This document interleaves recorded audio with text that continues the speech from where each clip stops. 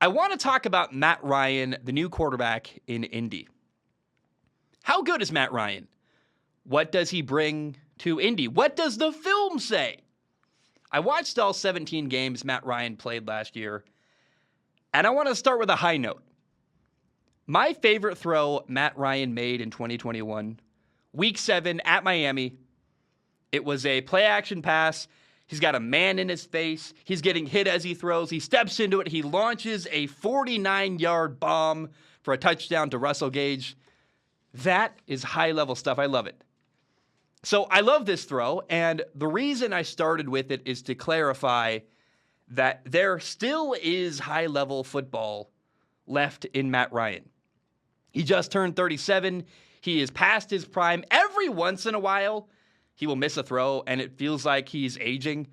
But overall, he's still capable of really good play. He actually moves a lot better than I expected, by the way. I was like, oh, wow. Hey, Matt Ryan actually shockingly mobile. Who would have thought? And after watching the film, Matt Ryan is a nearly perfect fit for the Colts offense. Here is what I expect from Indy next year. Obviously, and we knew this going in way before they got Matt Ryan, the centerpiece of the Colts offense is their running back, Jonathan Taylor. Everything starts with him. They're going to run the ball a ton, pound the rock, and then off of that, you're going to see a lot of play action. That's what I expect. And man, Matt Ryan could not be better suited to run an offense like that.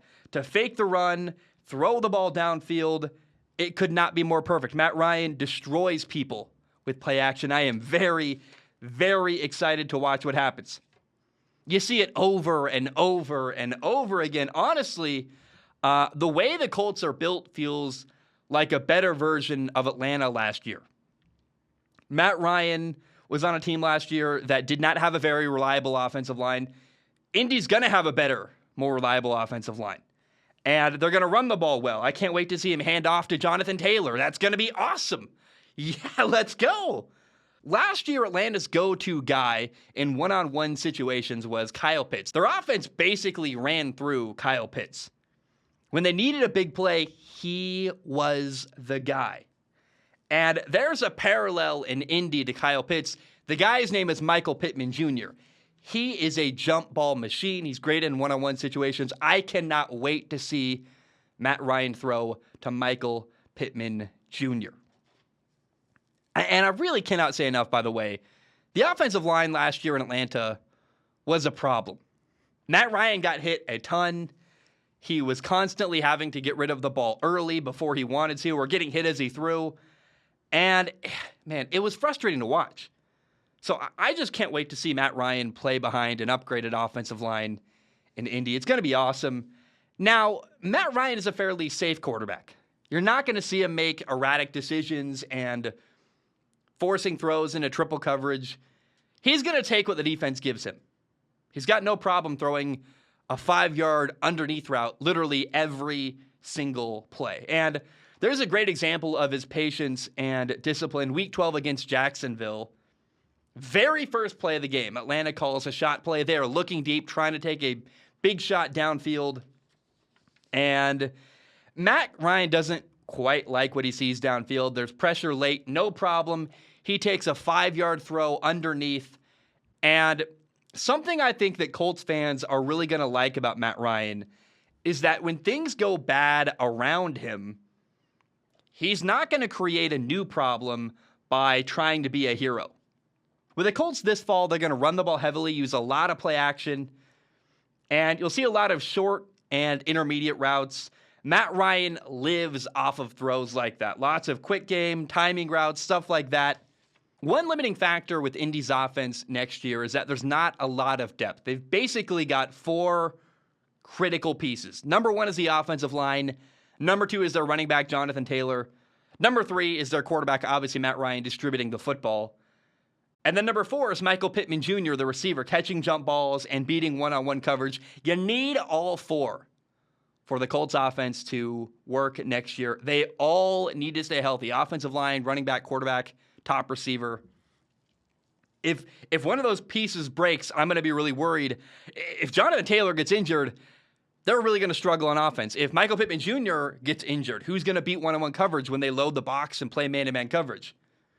If Matt Ryan gets hurt, obviously your quarterback cannot get hurt. They do have Nick Foles. That's an interesting wrinkle.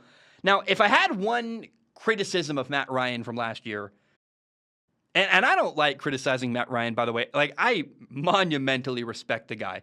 But if I had to make one criticism, I would say that his ball location is a little bit suspect at times. He would wrong shoulder receivers often, meaning that he would throw to the wrong side of their body or behind them and get them hit or get them literally throw an incompletion because the ball is too far behind a receiver. And it was hard to tell, is that an accuracy problem? Or is it possible that maybe he was a bit unfamiliar with his receiving core and was in a new offense and that caused a little bit of miscommunication? I'm not really sure.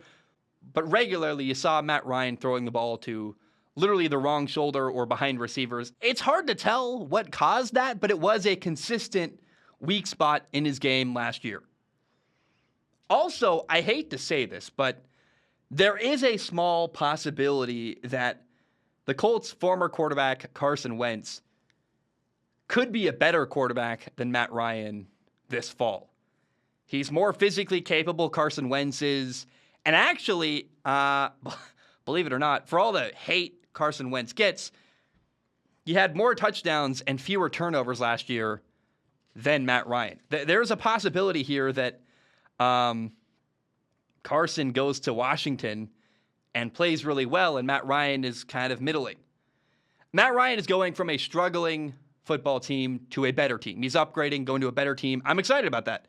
He's going to have a good defense. He's going to have a better offensive line, a better running game, Michael Pittman Jr.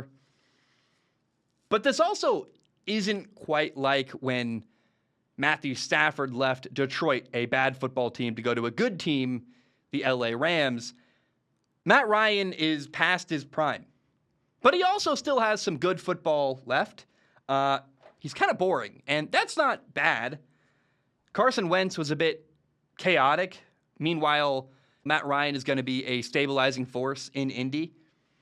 He's not going to be a roller coaster of crazy highs and low lows. The Colts with Matt Ryan are going to be very straightforward. They're going to run the ball a lot, have a lot of play action passes, a lot of short to intermediate routes, and honestly, a lot of checkdowns. And the way they're built, I think that style of play is what Indy needs. Boring might be better. And I believe Matt Ryan is a great fit for the Colts.